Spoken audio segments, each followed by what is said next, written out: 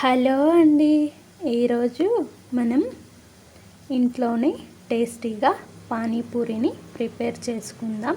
ముందుగా తెల్ల బఠానీలను నైట్ మొత్తం నానవేసుకోవాలి. నానబెట్టిన బఠానీని ఒక కుక్కర్లో వేసుకొని ఒక పెద్ద సైజు బంగాళదుంపను కట్ చేసుకొని వేసుకోవాలి. రుచికి సరిపడా సాల్ట్, కొన్ని వాటర్ను యాడ్ చేయాలి. మూత పెట్టి 4 విజిల్స్ వచ్చేంత వరకు ఉడికించుకోవాలి. పుదీనాను శుభ్రంగా కడిగి ఒక మిక్సీ జారులో తీసుకోవాలి.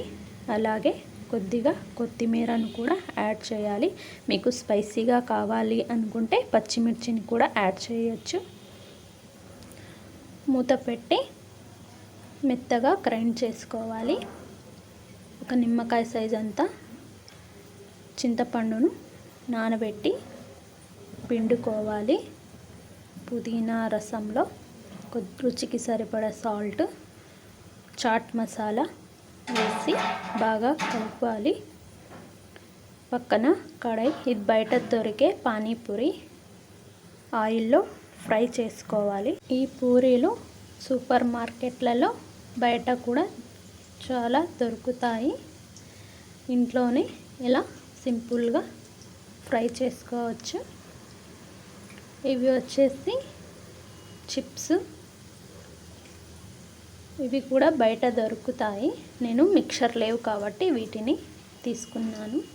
బఠానీల్ని మిక్సీ జార్లో బంగాళదుంప కొన్ని తీసుకొని పెట్టుకోవాలి.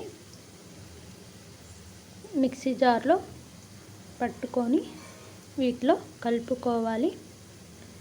కొన్ని ఆనియన్స్, టమాటా ముక్కలు ఇందులో వేసుకుంటే కారం పౌడర్ కూడా వేసుకొని టేస్ట్ బాగుంటుంది స్పైసీగా. నేను పిల్లలు కూడా తింటారు కాబట్టి కారం యాడ్ చేయలేదు. టేస్ట్ అయితే చాలా బాగుంది. మీరు కూడా ఒకసారి ట్రై చేయండి. ఈ పానీ కూడా హెల్త్కు మంచిదే, ఎందుకంటే మనం పుదీనా, కొత్తిమీర యాడ్ చేసాం కాబట్టి. ఇలా హోమ్మేడ్ పానీపూరి ఇంట్లోనే సింపుల్గా రెడీ చేసుకోవచ్చు. Thank you.